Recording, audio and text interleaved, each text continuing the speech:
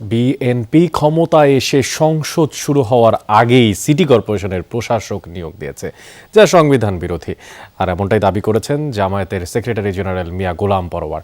দুপুরে ব্রাহ্মণবাড়িয়ায় এসব কথা বলেন তিনি।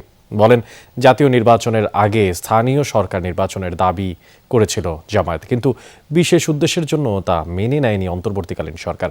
অভিযোগ করেন গোলাম পরোয়ার। আর এছাড়াও তিনি বলেন, সংবিধানে স্থানীয় সরকারের প্রতিটি স্তরে নির্বাচিত জনপ্রতিনিধিদের দায়িত্ব পালনের কথা থাকলেও সেখানে দলীয় কিছু সিন্ডিকেট লোকদের বসানো হয়েছে।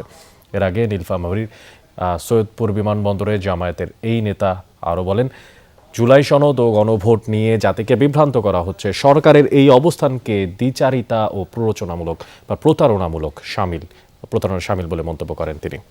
আমাদের সংবিধানে পরিষ্কার বলা আছে, স্থানীয় সরকারের প্রতিটি স্তরে নির্বাচিত জনপ্রতিনিধিরা দায়িত্ব পালন করবে। কিন্তু সরকার এসে একটা ইলেকটেড গভর্নমেন্ট, তিনি এসে নিজেই আবার সিলেক্টেড লোকদেরকে দিয়ে, যেখানে ইলেকটেড রিপ্রেজেন্টেটিভ দিয়ে লোকাল গভর্নমেন্ট চলবে, সেখানে উনি সিলেক্টেড লোক দিয়ে দিলেন।